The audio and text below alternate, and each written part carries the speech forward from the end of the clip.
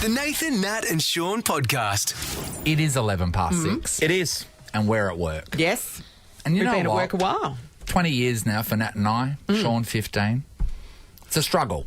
It doesn't just happen. No, it doesn't. It's a struggle to get here. Yeah, that's right. You don't want any roadblocks in your way, no speed bumps. You just want to be able to get to work. Because you know what? You don't really want to get to where you're going. Look, Sam's arriving now. He's waiting at the lift. Yeah. Oh, how very interesting. I wonder how he got in, because Yeah. it wasn't that easy to get to the roads. There should be no hurdles to us getting to work, and today there was a significant hurdle. At the moment, Subiaco is going through a rebirth. That's right. We've got stuff happening left, right Yes. and centre, which means that there are nooks, Roadworks. crannies, roads, footpaths, littered with witches' hats. You got to say, though, this has been going on for so long. Yeah. These people who have got the contract to be able to fix the roads just out in front of the corner of Rockaby and Hay Street, they're multi-millionaires. Yeah. So anyway, when I get here this morning, because I get here about half an hour before everyone else, I'm driving in and then I see this person starting to put witches' hats up and I went, okay, well, how is this going to end? So I just drive through, get to work quite fine. Then everyone else starts getting to work. First was Harry. Then I tried to head southbound on Rockaby between Roberts and Hay.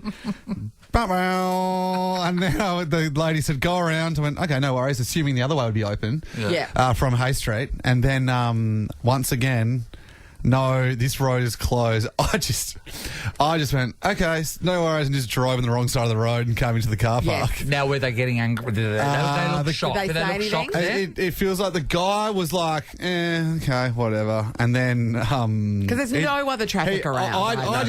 He just said, no, the road's closed. And I went, well, I don't care, see ya. Yeah. And then drove in. Yeah. Well, the next person to arrive was Shaun McManus. So I came up to the lights here just out the front of the Subiaco Hotel, Yes, if everyone so can on imagine Hay that Street. coming down Hay Street. And there was all those signs there, and then the guy just rushed straight up to my window and I put it down just a millimetre. And he said, this road's closed, and I said, I work here, and I just drove off. I didn't give him a chance to respond. Look at me, nothing. Now, I'm guessing that these people are getting slightly frustrated right now. Who was the next person to arrive? I think Amy. Amy. Yes. What happened next? So then I'm arriving, Shaun. Which way did you come? So you Down Hay Street like Shaun Okay, does, same, turn right yeah. onto Rockaby. Yes. So then I arrive, and then there's signs like littered on the street, and one literally blocking the road saying road Yes, closed. it And I was. was like, cool, all right, how am I going to get around this? I'll drive around. Yeah. Because then there's a parking lane that you can get around. Yeah, that's true. So you were going to drive on the correct side of the road. Just around the But around the- bollard, around the sign, yeah. right? To turn right onto into the car Rockaby, park, into yeah. the car park.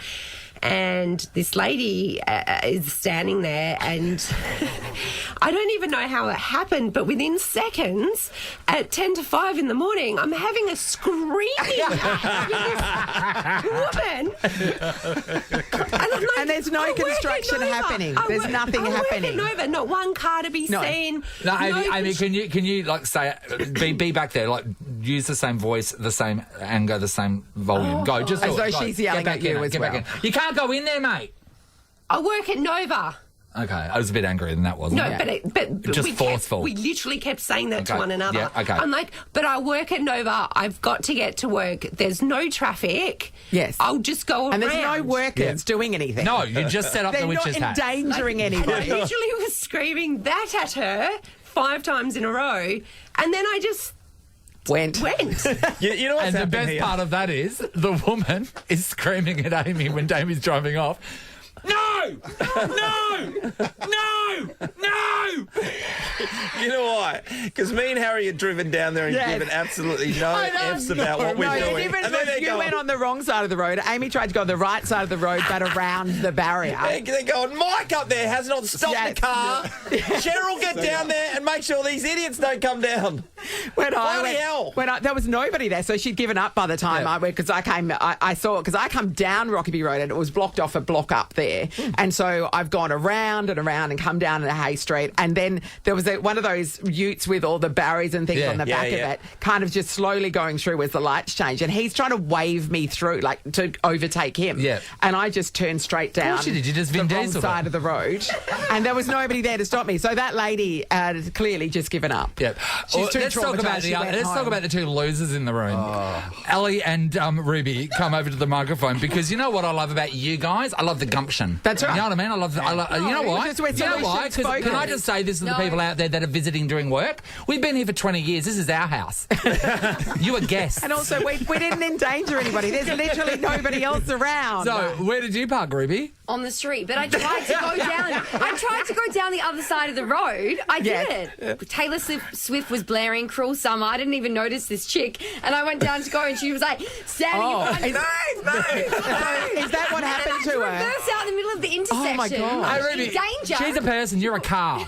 Ali, go. Where did you park, Ali? Well, last time this happened, I had a big fight with them, and then You love a bit of confrontation. I had a fight with them too. Yes, and I ended up parking on the street. But when I walked past them, I could hear them relaying stories to each other about idiots that had ignored closed road signs. So I literally just where parked on those the idiots street. are parked though, underneath the building. Exactly. Well, Sam just arrived. Sam, is it getting worse out there? Yeah, It's a jungle out there. Where'd you park? I parked on the street too because they seem they're a bit up and about now. Really in the middle of the street, blocking it off. No! I had the meeting. I did try though. I did try. All I'm saying is, do not take us on. That's right. And also, do not get in our way. We don't we don't want to get here either. And also, like, if there's no construction going on and there's no other traffic, just let us through into our car park. Anyway. It doesn't hurt anybody. We were here first. Yes. Yes. The end. Our cars are probably getting towed as we speak. This is the Nathan, Nat and Sean podcast. Bali. Sean, you've just been. Back there. Nazi Bali, Garang, Sean. me Garang, all the Garangs. Oh, garang, Sean. Garang. Just Sean. went to Rice, I think. Yes, friend. You packed your bags. Yes. I can feel it. Going to the airport, Perth Airport. Yep. So excited. Oh, Nathan. How long's the flight? 3 hours, 45 minutes. Only 3 hours and 45 minutes until you are in paradise. I can feel the sun on my back already. Yeah. Oh you're my gosh. already wearing shorts, right, Yeah, on the yeah, plane? yeah, of course. Even though it's like 12 degrees here. No, And you also- you don't want to get off when it's steaming. You know No, what the that's humidity's right. like. Sean, you're a regular traveller there as well. You've probably got some friends there that you're going to hook up with that next day. Of course I am. You've got G'day. plans. Yeah. You've got solid plans. G'day. Yeah, g'day. It's G'day, your driver. He's the guy who saved me down the beach. Oh, yeah, yeah, right. yeah. He's And your- Dana, he's the driver. He comes Yeah. and gets all the kids. Well, Takes them out. 100, more than 100 Bali-bound passengers in Perth, So a full plane. full plane.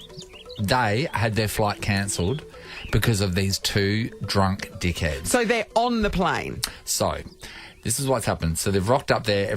It started beforehand. They've got an open bottle of duty-free alcohol. Yeah, right, which you're And not they're allowed just to do. swigging it as they're Yes. walking. So people are filming them as they're You can't walking do that. down the gangplank. Righto. Acceptable? Gangway. Gangplank. Gangplank is on a Sorry, boat that's if you're a pirate. shit. Off the gangplank. He's gone. Right into the sharks. I always get my pirate ships and airplanes mixed up. Anyway, so it started there. And long story short, they get escorted off the plane. Yeah. Right? So everybody's on, they've boarded the plane, they're waiting to take off, but these two idiots are misbehaving so badly, they get escorted off the plane. Yep, so the police have gone on there, the police have taken them off the plane. Then, of course, what happens? The plane gets cancelled, the flight gets cancelled, and everyone Why has to can't go they just home. take off? Yeah. That's not fair. Everyone has to go home. So here are some of the disgruntled passengers. They were so obviously inebriated before even walking on into the tunnel. They were swigging from the bottle. It was a joke. It was remiss of the airline to allow them on in the first place. Then they started just swearing and saying stuff like talking about bombs on the plane. We were stuck on the tarmac for 3 hours, and then we got a taxi back to home, which is in Mandurah, and now we're back here at 8 o'clock in the morning. Whole day's play. Yeah, so the next day everyone goes back for the flight, right? So these blokes, by the way, mind you, are 28 and 29 years old. So these are not 19-year-old youngsters that don't know any better. Yeah. People were shocked because those two blokes rocked up for the replacement flight the next How day. have they not been banned for life by the airline? I've got a lot of How? questions with it. If we just go back a step, Yes. why do you think that the airline weren't able to take them off the plane and then everyone continued on their Clearly, journey? because they said they were on the tarmac for 3 hours, and then obviously that it's a crew timeout issue. Yeah. So, yeah. Anyway, they come back. Right. And they're allowed to board the plane. So, Sean, Channel 7 News were right on it. They got told, hey, those two blokes are over at the pub. So they ran over to the airport bar and they questioned the two blokes. And this is what they had to say. So why did you behave like you did? Oh, I drank a bottle of Jameson's. That would do it. I wasn't abusing anyone. I wasn't being rude to anyone. I was just a bit drunk. If they just took the plane off, I would have fallen asleep and everyone would be in Bali. Do you feel bad? No. Why? Just going to jump on the next plane. Oh. I don't understand how the airline is letting them fly. I don't know. The airline, and that fancy lady in the first group, she said it was remiss of the airline to let them on the plane. She's right. Yes. They should have been stopped at the gate. And also, she should have been stopped at the gate because anyone going to Bali shouldn't be able to use the word remiss in a sentence. You're far too educated for this place. This place is not for you. No legium for you. She was pretty fancy for Bali, wasn't she? Like, just if you have stuff on that, you know what I mean? Like, people want to be going to weddings and things. Like, how to ruin a holiday. Also, just even that poor bloke that went back to Mandurah. Yeah, I know. Like, are you kidding me? You have to go back to Mandurah and then come back the next day. What a bummer for the start of your holiday. It's outrageous. And that's what an idiot can do to your holiday. Someone else and their stupid behaviour can really affect It's bad enough if there's a legitimate reason, like the plane, there's something wrong with the plane, or when my flight got diverted to Singapore because someone was having a heart attack. Yes. And luckily he survived, and everybody's like, okay, that's fair enough. That's a life-threatening emergency. But it's just two dickheads misbehaving because they can't handle their booze. Yeah, absolutely. That's outrageous that impacted that entire plane full of people. For sure. Well, you know, this has happened to so many people. So 13 24 10. Let us know if an idiot has ruined your holiday. Right? So whatever it may be, maybe you missed your flight, maybe they were in the hotel room next to you and you had to get changed several times. Yeah. Dickheads are everywhere. It's true. $150 to spend at B store. $150 to spend at B store, Sean. Don't ring up if you're next to me at any stage. Experience shoes that love you back at bstore.com.au. All those people in the Maldives who had to put up with him. All those people at the Padma who had to put up with him. God. All right. Has an idiot ruined your holiday? How? Hello, Sarah. Hello. Hi, mate. Sarah, what happened? So my ex-husband and I went to Bali for our honeymoon. He got dengue fever and the Bali medication and alcohol didn't mix, and we found out as we were landing into Perth, where he stood up thinking that we'd already landed. In the overhead locker. Yes. And then we all had to wait on the plane while the federal police escorted him off. I mean, the bonus is this was at the end of the holiday. It was. And people are waiting. Australia for a holiday. Yeah, but people are itching to go and get their bottle of Absolute vodka That's from true. duty free. It's a great point. They've got a good, That's exactly what it was, actually. good gin selection. Is that a federal offence? So It is. Yeah. So, basically, those guys as well, they would have caused a delay because they would have had to get their baggage off, and if they were making jokes about bombs, they would have had to search the whole aircraft. Yes. So, were you mortified with what was happening? Oh, I was literally like, what did I do last week? Why did I marry this guy? Yes. You not only ruined it with dengue fever, like that's a selfish reason. I mean, disco fever's fine, but not dengue. The way he contracted that dangerous disease, Sarah, how long did it take for you to move him on then? Yeah, it was the beginning of the end. 6 years, but we remain best friends. So we're all good. I just can't go on holidays with him. Yeah, no, we've learned that lesson. I don't mind the medication ones. I mean, that's a right. bit of fun. I mean, but if you're misbehaving, if you could just tell me what you're on, and I'll probably find humour in it. I know, but Nathan, if you are on medication, probably don't drink Absolute vodka. You probably wouldn't. And at least just rip open your giant Toblerone. You don't want to do it on an empty stomach. Don't. Thanks, Sarah. Brendan's in Brabham. Hello. Hey guys, how are you? Hey, Brendan. Okay, what happened? Did an idiot ruin your holiday? Yeah, so me and the wife were out finally getting to London for sort of Christmas time, staying near Hyde Park, and it was quite busy. So we checked into the hotel that we pre-booked, and when we got down to the room, we just noticed the smell of smoke, and we thought, that's a bit weird, most hotels are no smoking, that sort of thing. Yeah. And walked in the room and noticed a big paper bag taped over the smoke alarm. And the room just stunk of smoke. So went to report it, and they were basically having no bar of it. They're like, that's impossible, and turned into a bit of a screaming match in the it's easily reception provable. area. Walk with me to the room. That's impossible. Wait, you tell me this. Someone's taped a bag on a smoke alarm? That's impossible. What dimension are you in? Yeah, so took them to the room. They looked at it and quite literally just said, didn't see that earlier. Trying to say that they did clean the room. Asked to be moved. They said, sorry, there's absolutely no other room. So I had to fork out another quite a few $100s just for a last-minute accommodation in London. At a different hotel. That's rubbish. Completely different hotel. Did they at least refund you, the first one? Nah, nothing. Oh! Absolutely nothing. Oh, I'd be dirty about that. Did you? Okay, because I'm not a person that ever leaves a review, even if someone has stung me. Did you jump on and leave a bad review or not? Oh, yeah, 100%. And the owners just jumped on and said, sorry, we can't find your booking. Well, you took my money. Tried to fob it off. Amazing. Brendan. Thank you, Brendan. Jeez. Julie's in Spearwood. Hello. Hello, how are you? Hey, Jules. Has an idiot ruined your holiday?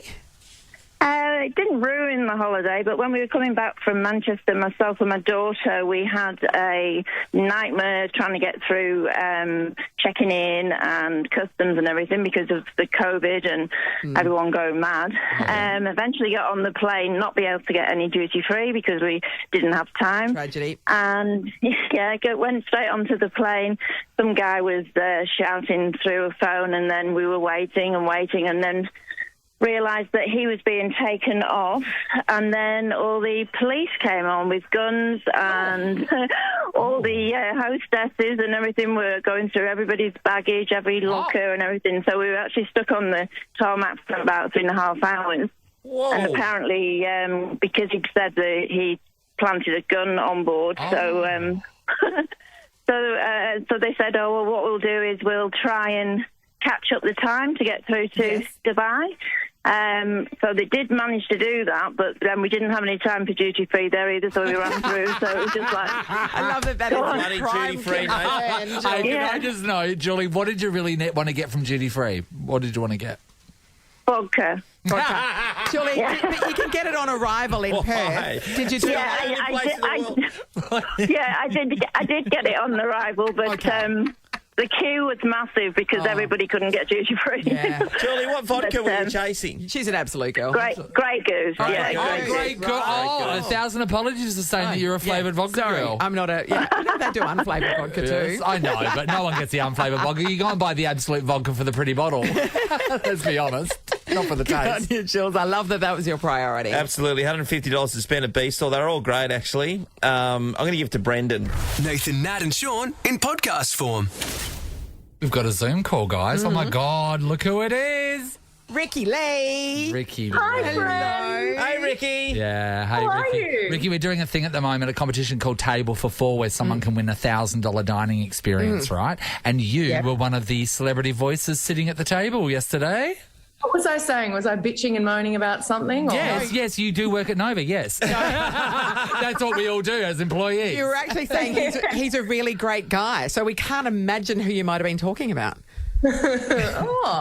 He's a really great guy. Was that? Oh gosh, I know. We don't know anyone that it could possibly be. You were sitting with Arnold Schwarzenegger, Chris Hemsworth, and Serena Williams. Yeah. What a combination! I mean, that's a table, isn't it? That's a real table. That would be so fun. But think about it, though. It's not out of the realms of possibility, though, because Ricki-Lee is, of course, Australia's sweetheart. So who's been the most impressive people you've had at a dinner table, Ricky? Well, I mean, Sam Smith is a very good friend of mine and comes and stays here when they're in town. Oh, cool. Stays at your house? We've got very drunk out on that deck and on that table. What are they like? Because I feel like we'd love Sam. Sam is a wonderful, wonderful human. Yeah. Full of charisma and is really funny. Yeah. And they're just one of my favourite people. And, you know, since they were... You know, I think it was before Stay With Me came out. Yeah. Sam started coming to Australia doing promo trips, and that's when we met. And ever since then, we've been friends. And every trip they come and stay at my house. And it's are they a good house guest? Like, do they make their bed? Oh no, it's very messy. It sounds very messy, but we all, you know, we have a very good time. And I always feel sorry for our neighbours. The first time they came to this house. The neighbours around the area, because we live in this like really hilly area where their sound just echoes. Yeah. And Sam and I got into my costume cupboard downstairs with all my sequins and heels and wigs and, you know, all my video clip and stage costumes. And we put them all on and we went out on the deck and we were playing music really loud and singing I Want to Dance to Somebody by Whitney Houston. And one of the neighbours came down the driveway and knocked on the door and said, everyone is complaining about the horrific singing that's happening. I was like, if only you knew Ricki-Lee and Sam Smith. That is so funny. Amazing. Okay, that is so funny. People normally pay for this. Oh, that is incredible. Wow, and that's a next level, knowing someone having them Bloody stay oath. at your house. Yeah, that's that right. is. That's crazy, Ricky. But of course. Ricky, I wanted to ask you too. We were speaking about off air. Nathan mentioned the fact that you're doing the afternoon stuff, which is the opposite to us, and we're always dying because up early. There must be a bad point to doing drive. Can you tell us what it might be? Because we want to. I mean, if you take Tim Blackwell out of it. We just need something. we need something to hold on to. You need something. Well, okay, so doing the drive show isn't my only job, right? So I have like multiple jobs. Yes. I do TV and I release music and I work in studios during the day. So I think that the hardest thing about doing it for me, and this is like, it's not that bad, but because creative people and songwriters and producers generally work at night. Yeah, right. When we start, go like 4 o'clock and go till about 2 o'clock in the morning. So I now have to go to the studio at like 9, 10 o'clock in the morning and do like a regular day in the studio, like regular hours, which just no creative person is ever in the mood to write a song or produce a banger in the middle of the day because everyone's just waking up. So that's made it really hard, and it's made making the album take so much longer. Yeah, right. Because of the time that we have to get it done. And it's frustrating because I'm like, just do it. Just wake up and just do it. Oh my God, hurry up. Get the ground running. Yeah. Let's get this freaking song finished because I don't want to talk about it anymore. I want the album to be done so I can have my days back to myself. Hey, Ricky, I reckon you are the envy, right? You're the envy of everybody in the music industry because you've got a dream right now. Yes. You are releasing music while working for a radio station who appreciates your music and plays your music. It's a beautiful relationship, isn't it? Oh, it really is. Oh, it mate. really is. How good is that? So I've got to say, like, it's never expected that I still have to bring great music. Like, they're not going to play shit. Your first single was the best single that you could have come back with. That was unbelievable because that, to me, straight away when you heard it, it felt really familiar, right? Yeah. But yet it was completely different. It was epic. It was everything you need. And it was one of those ones where, from singing shows from now on at auditions, people are going to be singing that song from Ricki-Lee. The next one, so surprising, Ricky. How upbeat is your latest single? It's amazing. Yeah, so Point of No Return, the new one that came out today. Yes. It's so fun to actually say that.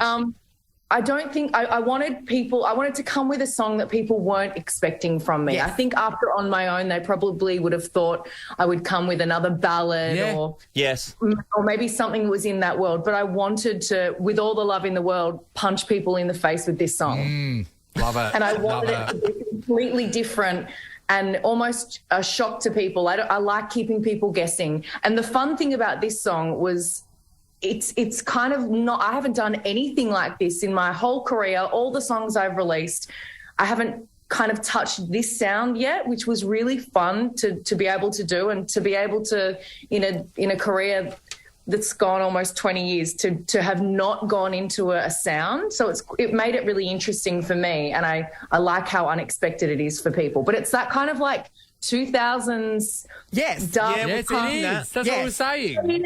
Hear me tonight. That kind of vibe. Fatboy Slim, Jamiroquai, that kind of world. And it's just fun. It just feels good. And it's more impressive knowing it was probably written around lunchtime. Yes. It was written in November last year. And I was at the studio at 9:30 in the morning. That's writing club hits. Oh my God. Hey, Ricky, we're putting together this album and then the release of the songs as they come out. Do you get a choice over which ones are coming out when? Yeah, well, I mean, I release all of this music through my own record label. We're distributed through a wonderful distributor, which gives independent artists this amazing platform to be able to do it. But this is, You're in control. This is the second song from what I'm guessing is going to be many more songs that we're going to be playing. Do you want to do the Ricki-Lee intro for it? We'll play it right now. Ricki-Lee. Yes, please, go on. This is the first time I've actually done this. It's so exciting. I don't even know what to say. Okay, guys, You're about to hear it for the very first time. This is my brand new single, Point of No Return. It's out now. Thank you. See you, buddy. Bye, honey. Love you. It's the Nathan, Nat and Shaun podcast.